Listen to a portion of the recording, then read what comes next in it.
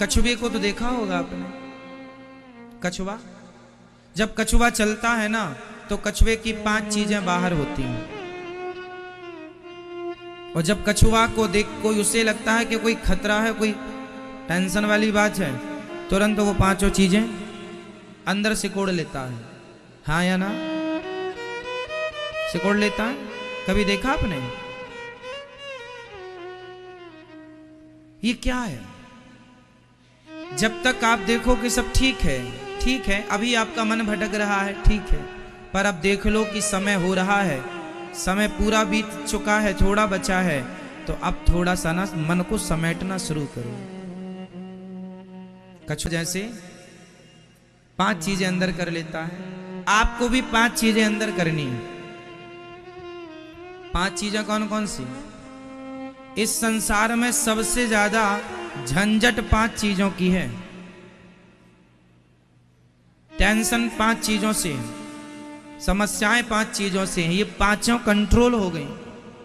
क्या बात है, क्या कहना फिर? कौन कौन सी? 5 शब्द, स्पर्श, रूप, रस, गंध। अनुवाद सुनिए। 5 कौन कौन सी? कान पहला शब्द, कानों पर कंट्रोल। 3 का तो हमने बताया ही था विस्तार से, आज उसमें 2 चीजें और जुड़ेंगी। शब्द पर कंट्रोल। अब व्यर्थ की बातें ना सुन के भगवान की कथा सुनने लग जाइए। शब्द। स्पर्श, दूसरा स्पर्श। स्पर्श मीन्स त्वचा, चमड़ी। हमारा मन बार बार ना किसी को छूने का मन करता है। संसार में जैसे मन भोगों में जाना मीन्स यही है। स्त्री पुरुष को, पुरुष स्त्री की ओर आकर्षित होती है भोगों के लिए, बस वही है। अब मन भोगों में भाग रहा है, इसका मतलब मन बाहर देख रहा है। अब मन वहां से हट जाना चाहिए। समय से हट गया तो समझ लो कि आप सही रास्ते पर हैं। बुढ़ापा आ गया फिर भी मन नहीं हटा, आप रॉन्ग जा रहे हैं, गलत जा रहे हैं। शब्द, स्पर्श, रूप, आंख। रूप पर कंट्रोल। अब ज्यादा ना देखा करो, भगवान के चरणों को देखो, भगवान की सुंदरता देखो, जगत की नहीं। तीसरा शब्द, स्पर्श, रूप, रस। चौथा 40 साल के हो गए हो, 50 साल के हो गए हो, खाने पे कंट्रोल करो, अपनी जिह्वा पर कंट्रोल। 40 साल के बाद आदमी को सूर्य अस्त के बाद नहीं खाना चाहिए। शाम हो गई ना, सूर्य ढल गया ना, 5 बज गए ना, 5:30, 6 बज गए ना, 6 बजे के बाद भोजन नहीं करना चाहिए। 4 बजे खा लो शाम को, सूर्य अस्त होने के पहले खा लो 4:45 बजे। सूर्य अस्त के बाद मत खाओ। सूर्य अस्त होने के बाद जो आपकी जठराग्नि है वह मंद हो जाती है। 40 साल के बाद शरीर जवाब देने लगता है साहब। 30 साल का आदमी और 40 साल के आदमी में अंतर होता है कि नहीं, आप बताइए। 30 साल की लड़की और 40 साल की स्त्री में अंतर होता है कि नहीं? बोलो हाँ या ना। बॉडी हमारी जवाब देती है ना। 50 में तो और देने लगती है, 60 में और, 70 में तो, और 80 तक तो फिर आप समझ रहे हैं सब चीजों को। शरीर सबका साथ देता है, उसकी भी एक समय सीमा है। यदि आपने खाने पीने में कंट्रोल रखा तो बुढ़ापे तक आपका 80-90 तक शरीर साथ देगा, ये मेरी गारंटी है। खाने में लापरवाही हुई, तुम्हारी जिह्वा पर कंट्रोल नहीं है, तुम बुढ़ापे में पिज्जा बर्गर ठूस रहे हो, बिल्कुल तुम्हारा बुढ़ापा बहुत दर्दनाक, मरोगे, बीमारियों से घुट घुट के मरोगे। 40 साल के बाद तो खाने में बिल्कुल कंट्रोल। शाम को खाने नहीं।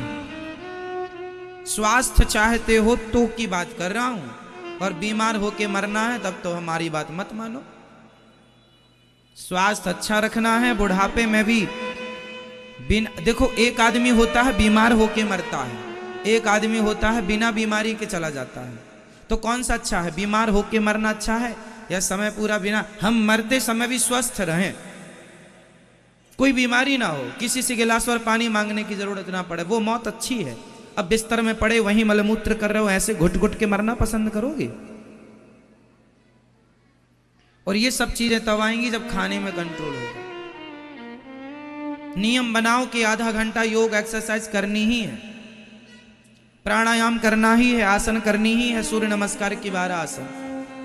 शरीर को थोड़ा आड़ा तिरछा योग अभ्यास करते रहो, आधा घंटा रोज करो, 30 मिनट, जिसमें कि 15 मिनट आप शारीरिक व्यायाम करो, शरीर को डर बिठक मारो, उठक बिठक मारो, और 15 मिनट कम से कम 15, ज्यादा ज्यादा घंटा भर, कम से कम 15 मिनट का प्राणायाम तो करो, भस्त्रिका करो, अनुलोम विलोम करो और कपालभाति, ये 3 शरीर के लिए बहुत अमृत है।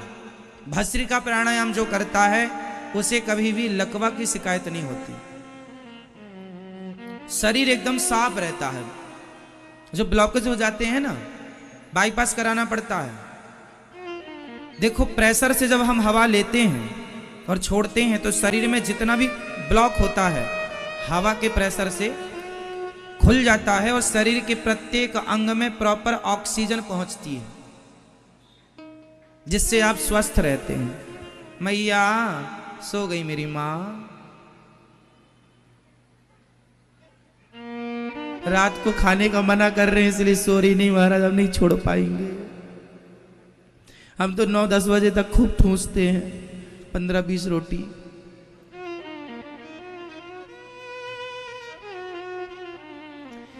अच्छा, आप में से सबसे मेरा एक सवाल है, उत्तर दीजिएगा। एक प्रश्न कर रहा हूं, शरीर को ताकत भोजन करने से मिलती है या भोजन पचने से मिलती है? जोर से। शरीर को ताकत भोजन करने से मिलती है या भोजन पचने से? आपने बहुत सारा खा लिया पर पचा ही नहीं, तो आपने सोचा कि उस बिना पचे भोजन का पेट में क्या हाल होता है? वह पेट में पड़ा हुआ भोजन पचता नहीं है, सड़ता है, और सड़ने से वो खून में इन्फेक्शन पैदा करता है, ब्लड में इन्फेक्शन पैदा करता है। नाना प्रकार की बीमारियां वहीं से पैदा होती हैं जहां आप जरूरत से ज्यादा, आपकी बॉडी मांग रही है आपको 250 ग्राम भोजन और आप दे रहे हैं आधा किलो, तो 250 ग्राम कहां जाएगा? वो आपको क्या करेगा? वो आपकी बॉडी के अंगों को डैमेज करना स्टार्ट करेगा। ज्यादा खाने से पेट बाहर आएगा। भाई पेट बाहर क्यों निकलता है? मोटापा क्यों है? मोटापा जब आप पैदा भए थे तब तो मोटे नहीं थे आप, जवानी में आप मोटे नहीं थे। शायद लाख में कोई एक बच्चा जवानी में भी मोटा हो, ज्यादा खाता हो, चलता खेलता ना हो। अक्सर जवानी में आप मोटे नहीं होते, आप मोटे तब होते हैं जवानी में साहब। 12-15, मैं खुद, मुझे याद है कि मैं जब छोटा था मैं स्वयं 18-20 रोटी खा जाता था दिन भर में। एक बार की बैठक में 10-12 तो निपटा ही लेता था रोटियां, और खाने के बाद भी कैसे पच जाती थी साहब, है ना? तब ताकत भी थी कि दीवार में जोर से मार दें तो दीवार गिर जाए, तो खाते थे। लेकिन तब 12 रोटी खा लेते थे और पचा लेते थे। अब नहीं खा सकते, अब नहीं पचा सकते, क्योंकि पहले काम ज्यादा था, बच्चे थे, हम छोटे थे, जठराग्नि बहुत तीव्र थी। समय के साथ साथ चीजें मंद पड़ने लग जाती हैं। प्रकृति के बदलाव को, शरीर के बदलाव को आप महसूस कीजिए। यदि प्रॉपर महसूस करेंगे और शरीर के हिसाब से चलेंगे तो आप बीमार नहीं पड़ेंगे, ये हम कहना चाह रहे हैं।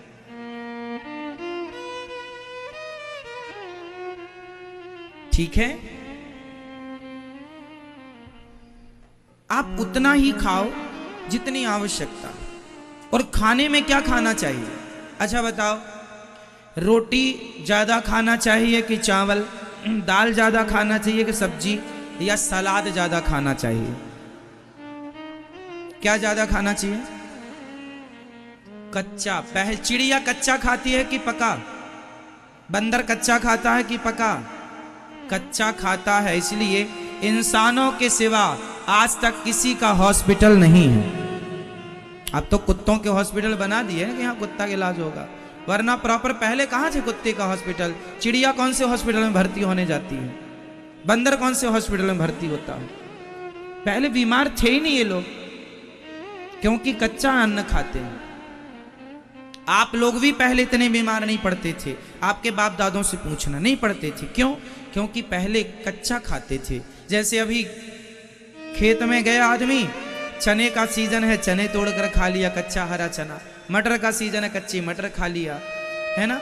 अमरूद का सीजन है, पेड़ों पर अमरूद लगे हैं, 2-4 अमरूद खा लिया, जाम अमरूद। जिसके यहाँ खेतों में पहले फल लगे हुआ करते थे, किसानों के यहाँ जाता था, उसी से पेट। कच्चा ज्यादा खाते थे और आज पका हुआ ज्यादा खाते हैं। जितना कच्चा खाओगे, ककड़ी, मूली, चुकंदर, टमाटर, गाजर, कच्ची मटर, कच्चे चने, गुड़, इन सब चीजों को जितना खाएंगे उतने लंबे जिएंगे, स्वस्थ जिएंगे। और जितना पका के खाएंगे, गाजर कच्ची खाना और गाजर का हलवा खाना, क्या बेहतर है बॉडी के लिए? बोलो। कच्ची गाजर जितनी एनर्जी देगी, उसका हलवा उतना ही नुकसानदायक। मीठा है, स्वादिष्ट है, बॉडी के लिए नुकसानदायक। हाँ, उचित ठीक है, हलवा खाना चाहिए, 1-2 चम्मच ठीक है, कटोरी जरा सा। ऐसा नहीं कि खाना बंद कर दो ना, खाओ, आनंद लो। पूरा हलवा तुम ही खा लोगे और किसी को नहीं खाने दोगे, फिर वो हलवा तुम्हें सोने नहीं देगा। इसलिए खाना पीना मना नहीं है, उचित उचित उचित। पेट बाहर क्यों निकलता है? क्योंकि बॉडी को जितना लेना था बॉडी ने ले लिया, पचा लिया। अब जो एक्स्ट्रा है वो पड़ा है, तो पड़े पड़े क्या है, उसको जगह बढ़, अब जगह उसको चाहिए तो वो पेट को बढ़ाता चलता है। वो अपना स्पेस तो बड़ा करेगा ना भाई। जो फिजूल का भोजन आपके पेट में कचरा पड़ा है, वो जगह तो बढ़ाएगा, और वो जगह बढ़ाने से आपका पेट बढ़ता है, इतना बड़ा पेट हो जाता है। इसलिए भोजन करने के बाद आपको 2 रोटी की भूख बनी रहे। जब 2 रोटी और खाने का मन हो तो भोजन करना बंद कर दीजिएगा। 2 रोटी की भूख पेट में सदा रखिएगा, सदा स्वस्थ रहेंगे। सिंपल फॉर्मूला, 2 रोटी की भूख बनाए रखिएगा पेट में। खाने के बाद कितनी खा सकें आप? 2 रोटी, इतनी भूख बनाए रखे तो प्रॉपर ठीक चलेगा। तो यही कहना है कि आपका शब्द, स्पर्श, रूप, रस। रस मीन्स जिह्वा, इसके चक्कर में मरिए मत, कुछ भी ना खाइएगा। कुछ भी खाते हो, बीमार पड़ते हो, बाद में रोते हो, पैसा खर्च करवाते हो इलाज में। तुम्हारे चक्कर में बड़े बड़े हॉस्पिटल बन रहे हैं, तुम्हारे उल्टा सीधा खाने के कारण। रूप, रस, गंध। तो शब्द, स्पर्श, रूप, रस और 5वां गंध, नाक। 5 पे कंट्रोल, गंध पे कंट्रोल। गंध मीन्स हम सुंदर सुंदर इत्र, परफ्यूम इत्यादि लोग यूज करते हैं, सूंघते हैं, अच्छा खुशबू आ रही है, अच्छी खुशबू है ना। तो ये सूंघाने का काम नाक का है, दिखाने का काम आँख का है, सुनाने का काम कान का है, छूने का काम चमड़ी का है, स्वाद का काम जिह्वा का है। ये 5 लोग हैं। यदि इन 5 के वश में आप हो गए तो 5 आपकी लुटिया डुबा देंगे। इसलिए 5 के अधीन मत बनना। 5 को अपने अधीन करके 5 को भगवान की सेवा में लगा दो। आँख को भगवान की सेवा में लगाओ, चल भगवान का दर्शन कर। कान को सेवा में लगाओ, चल भगवान की कथा सुन, है ना। जिह्वा को भगवान की सेवा में लगाओ, चल भगवान का नाम जब, सीताराम सीताराम श्रीमन नारायण। चल, कहाँ जा रही है? स्वाद के चक्कर में, ये राम नाम का स्वाद ले, है ना। और चमड़ी को ये छूने का तुम्हें ज्यादा ही शौक है तो अपने माता पिता के, गुरुजनों के चरणों को छुआ करो, चरण दबाया करो, भोगों से मन हटाओ और सेवा में मन लगाओ। और सूंघना ही है तो निर्माल्य सूंघिए। निर्माल्य मीन्स जो पुष्प भगवान को चढ़ा होता है, वो उतारने के बाद, जब हम उतारते हैं ठाकुर जी के चढ़े पुष्प, उतार कर जब हम उसकी गंध लेते हैं, उसे सूंघते हैं, तो नाक की सार्थकता तब होती है जब भगवान के चरणों में चढ़े हुए पुष्प की खुशबू हम लेते हैं, तो वो खुशबू ऐसा माननी चाहिए कि वही गोविंद की खुशबू हमने ली है। तो नाक जब भगवान की खुशबू ले तब नाक नाक है। परफ्यूम इत्यादि में क्या, आप लोग बहुत परफ्यूम इत्यादि इत्र इत्यादि डालते होंगे। ये दास अनिरुद्ध की मेरी आदत है, मैं कभी कोई परफ्यूम कोई इत्र यूज नहीं करता। ठाकुर जी को कभी इत्र लगाता हूँ, ठाकुर जी को कि आप रखिए, आप लगाइए। हमारी बॉडी को हम इत्र नहीं लगाते ना, कपड़ों में इत्र लगाते। आप कभी हमारे आसपास रहते हैं, देखें हमारे शरीर से कोई खुशबू आती है? कोई इत्र हम यूज ही नहीं करते। क्यों नहीं यूज करते? क्योंकि हमें पता है, क्या हम दिखावटी और बनावटी जिंदगी नहीं जीते। हमें पता है कि शरीर में कितना भी इत्र लगाएंगे आनी तो दुर्गंध ही है, इसलिए अपनी दुर्गंध छिपाएं क्यों? हे गोविंद, हम जैसे हैं वैसे ही देख लो आप। हम तो दुर्गंध से भरे हैं, आपको ऐसा पसंद है तो ऐसे ही हूं मैं। अब खुशबू लगा के भगवान के आगे जाके क्या फायदा? खुशबू ठाकुर जी को लगाते हैं, अपने को नहीं। आप एक नंबर के गंधाने वाले आदमी हो, बोलो हाँ या ना। आपके शरीर से सुगंध निकलती है, दुर्गंध? बोल दो मैया। शरीर से क्या निकलती है? खुशबू, सुगंध या दुर्गंध? अच्छा एक बात और, शरीर की नेचुरल भी एक गंध होती है, बॉडी की अपनी एक नेचुरल गंध भी होती है। और हमारे शरीर से केवल दुर्गंध। सवेरे आंखों में देख लो तो कीचड़, दुर्गंध। कान में उंगली डालो, दुर्गंध। सवेरे सवेरे किसी का मुंह आप सूंघ कर देख लीजिए, दुर्गंध से भरा होगा। बगल में दुर्गंध। मलमूत्र का तो मलमूत्र में खुशबू तो होती ही नहीं है। शरीर में पसीना है, गर्मी में आप पसीने भरा शरीर, आप मोजे पहनते हैं गर्मियों में, जरा 2 घंटे चलिएगा और गर्मी का समय है और जूते से मोजे उतार निकाल लीजिए, देखो कितना गंधाता, पूरा घर भर जाता है दुर्गंध से। हाँ या ना? शरीर दुर्गंध का ही चलता फिरता घर है, दुर्गंध का।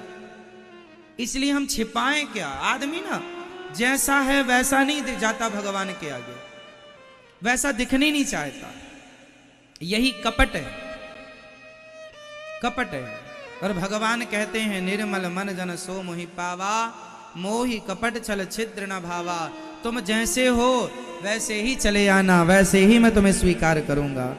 इसलिए ये दास अनिरुद्ध जैसा है वैसे ही है। मैं जैसा अंदर हूं वैसे ही बाहर हूं।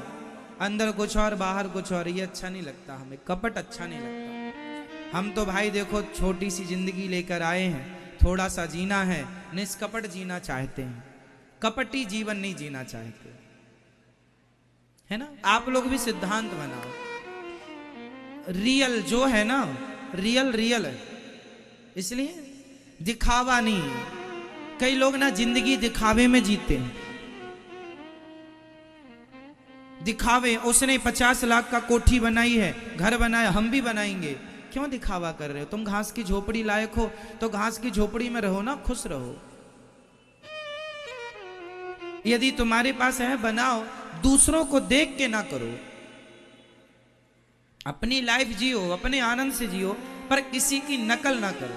अच्छा एक बात बताओ, आप कहते हैं हमें उनके जैसे बनना है, आज तक ईश्वर ने किसी को किसी के जैसे बनाया है? बोलो। यदि बन सकते तो भगवान ही ना बना देता। आज तक किसी के फिंगर, किसी का अंगूठा किसी के अंगूठे से मिला है? फिंगरप्रिंट्स किसी के मिले हैं? किसी की आंख किसी की आंख से मिली है? बोलो। आधार कार्ड में आंख भी लिंक होती है, ये फिंगरप्रिंट्स भी लिंक होता है। आज तक आपका अंगूठा और मेरा अंगूठा मैच हुआ? किसी का हो सकता है? कोई एक सा हो सकता है? जब कोई एक सा हो नहीं सकता बॉडी से, शरीर से, तो विचारों से भी कोई एक सा नहीं हो सकता ना साहब। जितने लोग हैं उतने विचार हैं। इसलिए किसी के जैसे बनने की कोशिश ना कीजिएगा, आप अपने जैसे बनिए जैसे आप हैं। आप बहुत अच्छे हैं, आप जैसा आप ही हैं, कोई दूसरा नहीं हो सकता। मेरे जैसा सिर्फ मैं हूं, कोई दूसरा हो नहीं सकता। आपके जैसे आप हैं, कोई दूसरा हो नहीं सकता। इनके जैसे केवल ये हैं, दूसरा कोई हो नहीं सकता। लता जी जैसी केवल लता जी हैं, लता जी जैसा कोई दूसरा हो नहीं सकता। रफ़ी जी जैसे रफ़ी जी हैं, रफ़ी जी जैसा दूसरा कोई हो नहीं सकता। भगवान राम जैसे भगवान राम है, उनके जैसा कोई हो नहीं सकता। हनुमान जी जैसे हनुमान है, उनके जैसे कोई हो नहीं सकता। मीराबाई के जैसे केवल मीराबाई, उनके जैसे कोई हो नहीं सकता। सिंपल है, भगवान ने जिसको जैसा बनाया वो वैसा ही रहेगा, इसलिए वैसे ही रहो जैसे भगवान ने बनाया है। किसी और की तरह बन के क्या फायदा।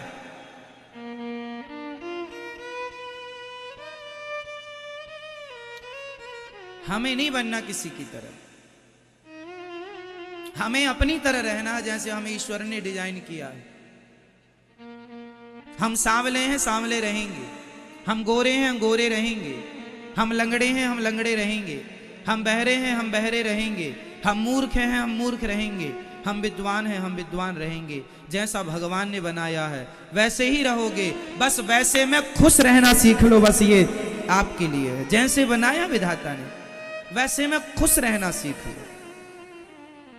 हम लोग क्या करते हैं, परेशान रहते हैं। अरे हमारी तो एक आंख में दिखता नहीं, उनकी तो दोनों आंख में दिखता है।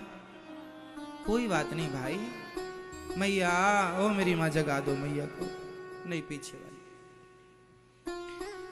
तो आप बहुत अच्छे हैं। क्यों मेरी माँ, आप कैसे हैं?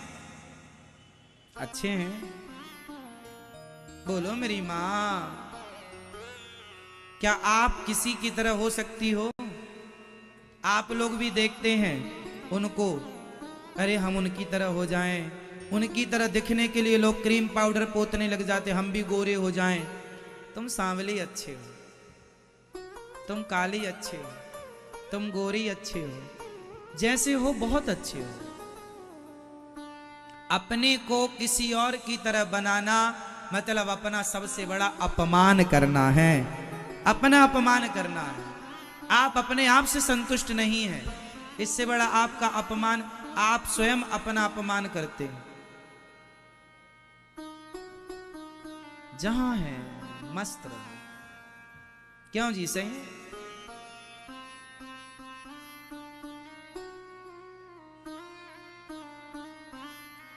अटल जी जैसा अटल जी ही होंगे, कोई दूसरा नहीं हो सकता। मोदी जैसा मोदी जी ही होंगे, कोई दूसरा नहीं हो सकता। और राहुल जैसा राहुल ही होगा, कोई दूसरा नहीं हो सकता। सब अपनी अपनी जगह भगवान ने जिसको जैसा बनाया है, कोई दूसरे की तरह बन ही नहीं सकता। क्यों जी, सही? आपकी तरह आप अच्छे। मेरे हिसाब से तो भाई अपनी तरह रहना चाहिए, किसी और की तरह बनने की कोशिश। हाँ, अच्छे आचरण चुन लो, अच्छे आचरण चुन लो, अच्छी बातें चुन लो, उन अच्छी बातों पर अमल करो, अच्छे रास्ते पर चलो। फिर आप जैसे हैं ना वैसे में ही आपका नाम होगा, आपकी पहचान होगी। आप सही रास्ते पर चलिए बस।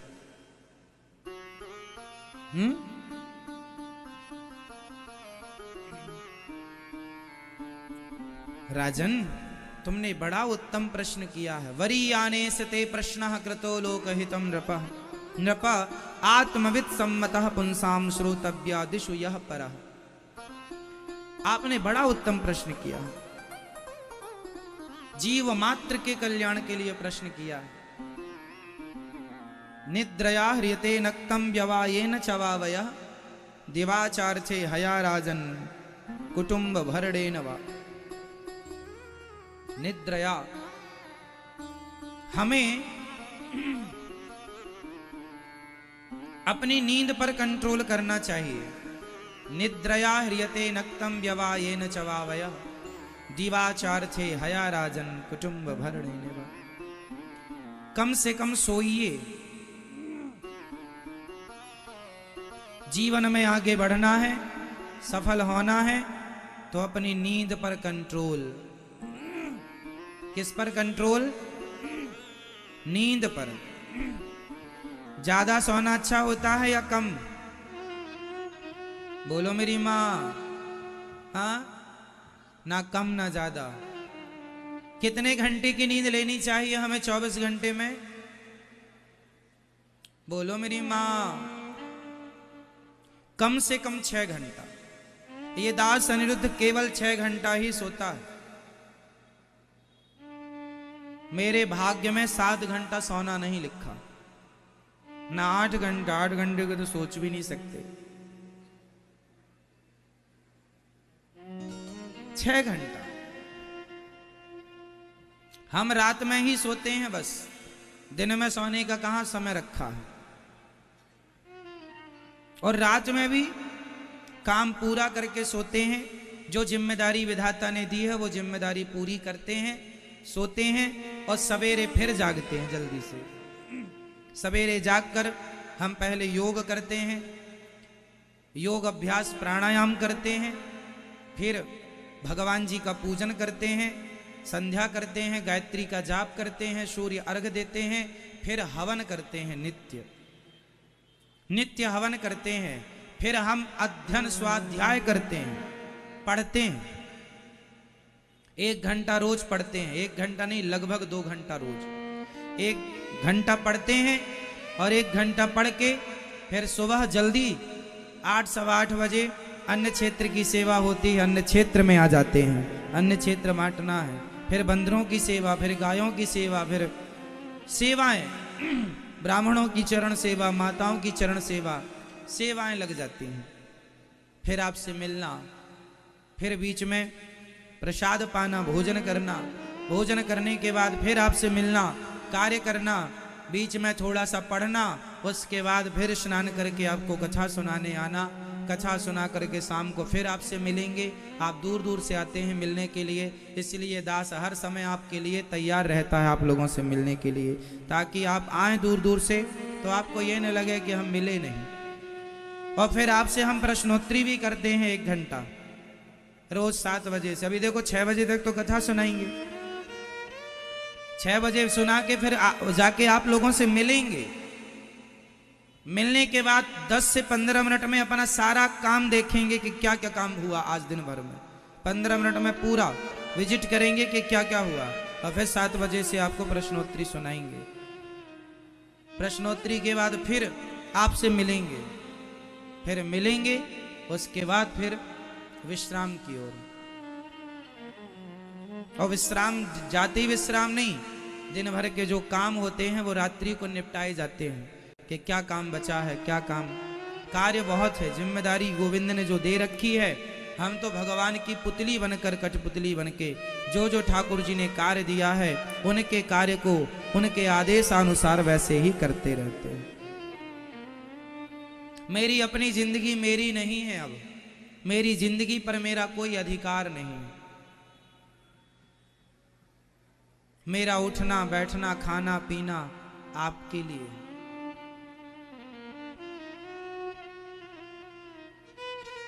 मैं अपने आप को बीमार भी नहीं पड़ने देता, आपको पता है क्यों? कभी कभी मुझे लगता है बीमार पड़ जाऊंगा तो 2-4 दिन विश्राम करने को अच्छा मिलेगा, पर मैं अपने आप को बीमार नहीं होने देता। क्यों?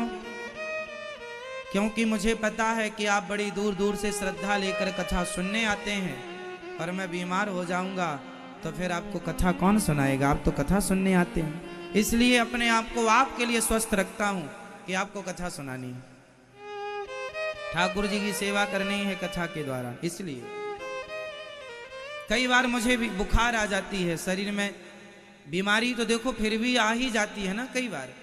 कई बार मैं बीमार भी हो जाता हूं, बुखार भी रहती है, पर उस बीमारी पर, उस बुखार में भी मैं आपको कथा सुनाता हूं, रेस्ट नहीं करता। काम जीवन में यदि आगे बढ़ना है, सफल होना है, तो आलस्य नाम की जो बीमारी पाल रखी है उसको निकालो और उसको आग में स्वाहा कर दो। अपने जीवन में किसको मिटाना है? जोर से, जोर से और जोर से। जिस व्यक्ति ने अपने आलस्य को समाप्त कर दिया वो दुनिया में कभी किसी के रोके रुकेगा नहीं है। वो सफल होने में किसी के रोके ना रुकेगा। आलस्य का त्याग कर दीजिए बस। आपके पांव की सबसे बड़ी जंजीर यदि कोई है तो आपका आलस्य। प्रमाद है। मैं अपने शरीर को शरीर के हिसाब से नहीं रखता, मैं अपने हिसाब से अपनी बॉडी को रखता हूं। शरीर पर मन पर कंट्रोल, यही तो इंसान। अरे कुत्ता मन पर कंट्रोल नहीं कर सकता, मैं बिल्ली से नहीं कह सकता है बिल्ली तू कंट्रोल कर मन पर शरीर पर, ए चिड़िया तू मन पे कंट्रोल कर, ए हाथी तू मन पे कंट्रोल कर, नहीं, उनसे नहीं कह सकता, ना वो कर सकते। एक इंसान ही है जो मन को कंट्रोल करने के लिए, मन को संयमी बनाने के लिए पैदा होता है, और जीते जी मन पे कंट्रोल ना कर पाए, अपनी बॉडी पर, अपनी इंद्रियों पर, अपने विचारों पर, अपनी वाणी पर कंट्रोल ना कर पाए, तो इंसान किस बात के हो साहब, फिर तो जानवर हो। जिस आदमी के अंदर कोई कंट्रोल ही नहीं, तो आदमी किस बात के हो, दिखने वाले हो आदमी हो नहीं। इतना भी ढील ना दो। महापुरुष ने कहा है सितार के तारों को इतना ढीला ना छोड़ो कि वो बजे ही ना, और इतना भी ना कसो कि टूट जाए, इतना कसो जिससे उससे मधुर मधुर सुर निकलता रहे। क्या बात है, ये जीवन है सितार की तरह। मन को इतना भी ढीला ना छोड़ दो कि मन, रावण ने अपने मन को ढीला छोड़ दिया तो उसके मन ने उससे पराई नारी का हरण करवा लिया कि नहीं? रावण ने हरण नहीं किया सीता मां का, रावण के मन ने हरण करवाया है। सहमत हैं आप इस बात से कि नहीं? बोलो हाँ या ना। हाँ, रावण के मन ने रावण से सीता मां का क्या कराया? हरण कराया। रावण ने अपने मन को जरूरत से ज्यादा ढीला छोड़ दिया। बोलो हाँ, आप लोग भी जरूरत से ज्यादा मन ढीला छोड़ देंगे अपना, तो तुम्हारा मन भी किसी स्त्री में, किसी पुरुष में ही जाएगा। थोड़ा कस के रखो अपने मन को, मन वहां जाए जहां आप उसे ले जाना चाहते हैं, मन वहां ना जाए जहां आप चाहते ही नहीं है जाना। यही कंट्रोलिंग, इसलिए आपको भगवान ने मनुष्य बनाया है, वरना गधा ना बना देता। बड़े भाग्य मानुष तन पावा, सुर दुर्लभ सदग्रंथ निगावा। क्यों बनाया भाई आपको मनुष्य? कुत्ता बिल्ली बना देता। इसलिए मनुष्य बने हो तो, मनुष्य बने हो तो उसका लाभ लो, लाभ लो। निद्रया ह्रियते नक्तम व्यवायेन चवावयः।